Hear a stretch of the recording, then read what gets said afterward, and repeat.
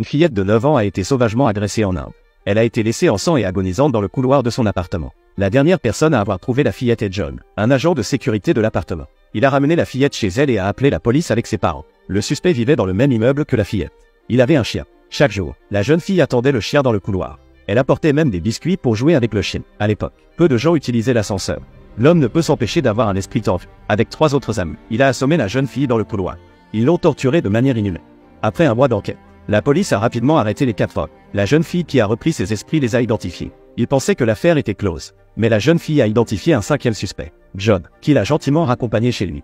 John a déclaré que la première fois qu'il avait vu la fille, il avait couvert son corps nu avec ses vêtements. S'il était vraiment l'auteur du crime, pourquoi a-t-il renvoyé la fille chez elle? S'agit-il d'un malentendu ou d'autre chose? John vit dans une famille ordinaire en Inde. Sa femme vend des pâtes à frire fabriquées à l'Inde, ce qui lui procure un maigre revenu. La plus jeune des filles est encore à l'école. L'aînée, Lucy, est enseignante dans une petite ville.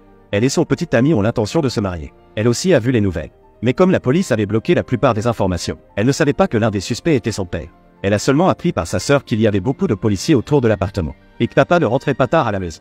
Et son téléphone était déconnecté. C'est alors qu'elle a compris qu'elle devait se rendre à l'appartement pour vérifier. La policière lui a dit que tous les employés de l'appartement avaient été emmenés pour être interrogés. Il comprend également le père de l'âne, Steven. Selon la théorie, après l'interrogatoire, il serait relâché s'il n'y avait pas de suspect. Mais jusque tard dans la nuit. Mais son père n'a pas donné de nouvelles. Meilleur ami est arrivé en trombe à la porte. Elle a demandé à Lucy de l'accompagner à l'appartement. Lorsqu'elles sont arrivées, l'interrogatoire de Steven était terminé. Mais lorsque Lucy a demandé des nouvelles de son père, on lui dit d'aller au poste de police et de demander le chef. Elle s'est assise. Le chef a posé beaucoup de questions, comme un criminel. C'est alors que Lucy a compris que son père avait été arrêté comme 5e violeur. Mais papa avait 60 ans. Comment avait-il pu faire une chose pareille? Lucy pleure et supplie le chef de voir son père. Mais il refuse catégoriquement. Il lui rappelle, Lucy ferait mieux de prendre le reste de sa famille et de quitter la ville. Sinon, les conséquences seraient désastreuses. L'oncle de Lucy est un avocat réputé, et John lui avait rendu de nombreux services. Il accepte de l'aider à élucider l'affaire. Les nerfs de Lucy se relâchent un peu. Elle rentre chez elle en cachette, à l'insu de sa mère. Elle voit la photo de son père dans le miroir et fond en larmes. Lucy avait 10 ans. À l'école, les professeurs la gardaient pour des cours supplémentaires. Les mains du professeur étaient toujours sur son corps. Lorsque tout le monde était en classe, la maîtresse demandait à Lucy de l'aider à porter des choses. Lucy, au grand cœur, n'y a pas réfléchi à 2 fois. Elle se rendit au bureau. Elle s'est retournée et a découvert que la maîtresse se tenait derrière elle. Et elle se rapprochait de plus en plus. Elle a senti la crise. Elle s'est enfuie. Mais le professeur est allé directement chez Lucy. Pendant que sa mère faisait ses courses, il a assis Lucy à côté d'elle.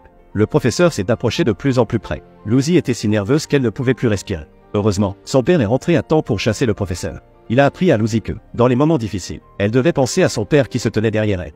Et qu'elle aurait le courage de dire non. Alors comment un père aussi honnête et courageux a-t-il pu être le meurtrier d'une petite fille? Le lendemain matin, elle fut réveillée par le bruit d'une pierre brisant la fenêtre. Lucy sort prudemment pour vérifier. Dehors, rien ne semble s'être passé. Et le voisin la regardait avec une expression féroce. Quelqu'un a déjà publié un article dans le journal sur l'arrestation de John. On dirait que quelqu'un se fâche et passe à l'action. Lucy cache le journal et règle son compte à sa mère et à sa sœur. Elle leur a dit de ne pas quitter la maison avant son retour. Puis elle s'est rendue au cabinet d'avocat pour demander de l'aide à son oncle. Des journalistes attendaient devant la porte. Ils lui ont demandé ce que c'était que d'avoir un père violeur. Les mots tranchants étaient comme des couteaux. Elle n'avait nulle part où se cacher et était couverte de boue. Le poste de police était rempli de gens qui faisaient une pétition en faveur de la jeune fille. Tout le monde tenait une pancarte, avec une plainte contre le coupable. Ils demandaient à la police de prendre le meurtrier. Après qu'un agent de sécurité ait secouru une fillette de 9 ans violée dans les escaliers, accusée d'être un suspect, il a été escorté par la police, cagoulé, au milieu d'un concert d'injures. La colère de l'opinion publique n'a jamais été aussi forte. Ils se sont précipités et ont encerclé John. Il hâte de le tuer immédiatement. Certains ont arraché la cagoule de John. D'autres ont enlevé leurs chaussures et ont essayé de les lui lancer. Ses yeux vides et impuissants faisaient le tour de la foule avant de se poser sur sa fille dévastée. La police est trop occupée à maintenir l'ordre. Ils n'ont pas réalisé qu'un homme armé d'un couteau s'approchait lentement dans la confusion. Heureusement, au dernier moment, le réalisateur lui a arraché le couteau des mains. Mais il n'a pas vu de qui il s'agissait. Quelques instants plus tard, une bouteille frappe la tête de John.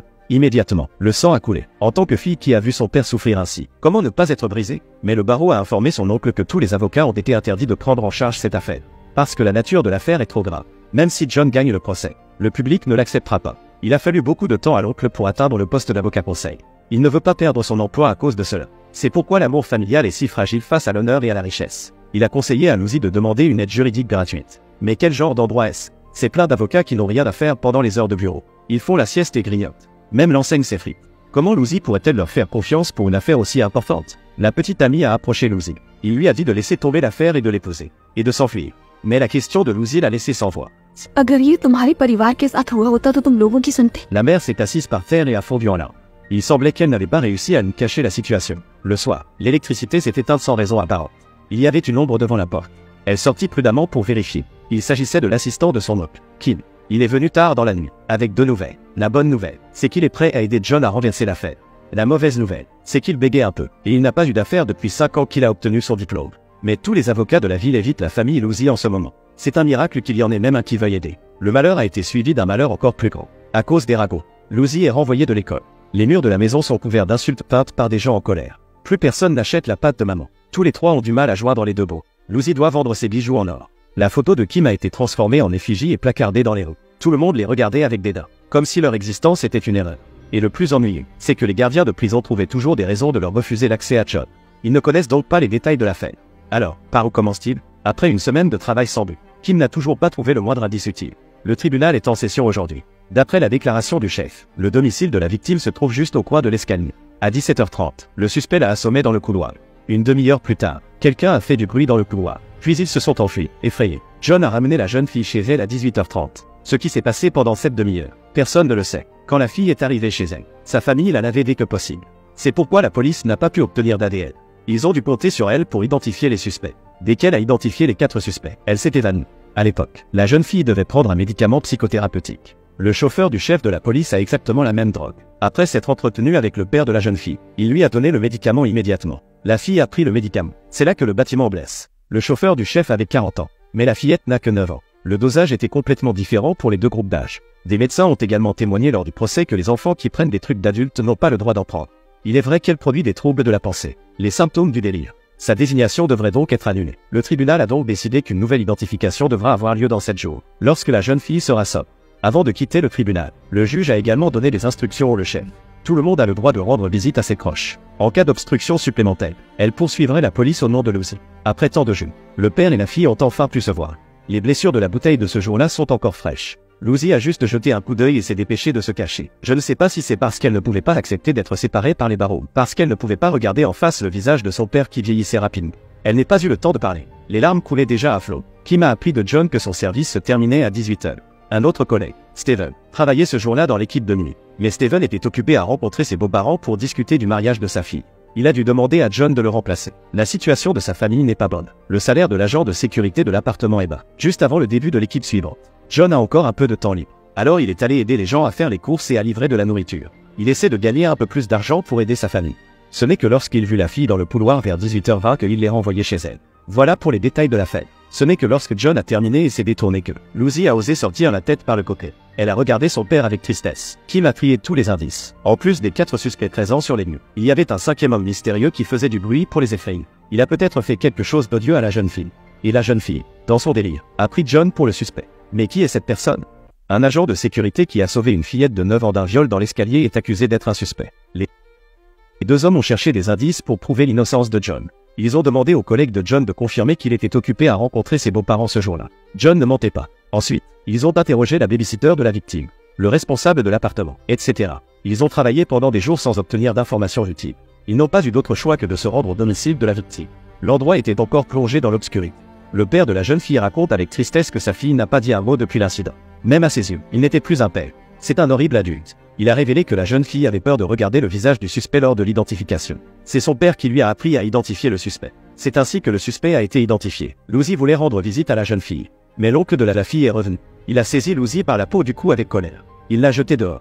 Les 7 jours étaient écoulés. Kim a présenté de nouvelles preuves à la dernière minute. Une vidéo qu'il avait secrètement filmée pendant que le père de la fillette parlait à Lucy. Elle prouve que la fillette n'a reconnu le suspect qu'avec l'aide de son père. Il a menacé d'apprendre à la jeune fille à reconnaître John et de le mettre lui-même en prison. On peut en déduire que la jeune fille ne s'est pas identifiée volontairement. Le juge a donc décidé de ne pas impliquer le père de la jeune fille dans la nouvelle série d'identification. Le tribunal a envoyé un professionnel de l'orphelinat pour accompagner la jeune fille. Mais c'est assez brutal pour y fille peu sûre d'elle. Ses jambes ne cessent de trembler. Elle était de plus en plus agitée, jusqu'à ce qu'elle ne puisse plus regarder John. Elle appela son père à grands cris. Le père se précipita et emmena la jeune fille malgré les obstacles du commissaire. En tant que père, il voulait seulement que sa fille cesse de souffrir, puisque cela ne s'est pas bien passé. John fut acquitté. Lucy se sent plus détendue que jamais sur son épaule. Mais le rebondissement suivant fut plus que ce qu'elle pouvait supporter. Le père de la jeune fille est revenu à la porte. Il prend un couteau. Ce couteau lui est familier. Il s'est avéré que c'est lui qui n'a pas réussi à poignarder John avec un couteau et s'est retourné pour s'enfuir. L'homme a fermé la porte à la famille de Lucy. Pas à pas, il s'est approché d'eux, les yeux rouges de haine. La rage la plus hystérique qu'un père désespéré puisse rassembler. Mais la sœur de Lucy est rentrée à la maison. L'homme a regardé l'âge de sa fille. Et le chagrin d'amour est revenu en un clin d'œil. Comment pouvait-il avoir le cœur de tuer une enfant si jeune? L'homme laissa tomber le couteau. Il quitta la maison de Lucy, lentement, avec douleur et ressentiment. Ce soir-là, Steven vint féliciter John. Il le félicita pour sa délivrance. Compte tenu de ce qui était arrivé à son père, Lucy demande à Steven d'emmener papa boire un verre. Pour se détendre. Jusque tard dans la nuit, Steven a renvoyé son père ivre chez lui. Mais au cours de la conversation, il a accidentellement parlé. Le jour de l'incident, Steven n'est pas allé voir ses soi-disant beaux-parents. Il était trop ivre pour aller travailler. Mais pourquoi n'a-t-il dit à personne où il se trouvait? Et il a demandé à John de le cacher pour lui. Est-il la 5e personne que la police cherche à retrouver? Lucy a immédiatement voulu appeler la police. Steven a paniqué et n'a eu d'autre choix que de dire la vérité. Lucy n'a pas bien dormi. Allô? Elle a emmené son père au poste de police pour signer l'ordre de libération. Elle hésite à passer à l'étape suivante lorsqu'elle tient le stylo. Soudain, Lucy se tourna vers son père et lui demanda: qu'est-ce que vous aviez pu faire entre 18h et 18h30 cet après-midi-là? À 18h, Steven était vraiment ivre. Il a traversé le bâtiment et a fait du bruit. Cela a effrayé les 4 criminels. En voyant la fille allongée nue dans le couloir, Steven a lui aussi eu la peur de sa vie. Il a immédiatement raconté l'incident à John. John a dit que la police le considérait comme un criminel parce qu'il était ivre. Il a dit à Steven de se cacher dans le salon et de ne pas en sortir. Mais ce qui est étrange, c'est que, quelques heures plus tard, John a appelé Steven et lui a dit de mentir au public en disant qu'il était allé voir ses beaux-parents. Quel est l'intérêt d'une telle démarche? Lucy est revenue chez la fille. Elle essaie patiemment de la calmer. Elle a sorti la photo de son père. Voyant le visage effrayé de la jeune fille, inconsciemment, elle s'est mise en boue, n'osant pas parler. Elle a enfin compris qui était le 5e criminel. Et la raison pour laquelle Lucy a interrogé John une dernière fois au poste de police. Lucy voulait seulement s'assurer que John ne se sentait pas coupable pour la fille. Comme John est impénitent, Lucy fait demi-tour et s'en va. Elle avait déjà contacté le juge et le chef de la police pour qu'ils viennent chercher la jeune fille afin de procéder à une dernière identification. Cette fois, sans le père de la jeune fille a tout de même tendu la main et identifié John. Il s'avère que John a vu la jeune fille dans le couloir et qu'il a eu de mauvaises pensées. À ce moment-là, il n'était plus un père, mais une bête. Lucy est sortie du commissariat le cœur lourd. Elle n'arrivait pas à croire le père avec lequel elle avait grandi, qui lui avait appris à dire non aux erreurs, était une ordure. Et comment pouvait-il mériter d'être appelé un père? 4 ans ont passé. La sœur de Lucy a eu ses premières règles. La famille organisa une bar mitzvah pour elle. Tout le monde lui a appris à ne pas porter de short, de ne pas sourire aux hommes. Elle devait être rentrée à la maison à 18h. Quelle ironie, pour éviter de devenir une victime potentielle. Les filles seront obligées de se cacher, mais l'intrigue est en réalité adaptée d'événements réels.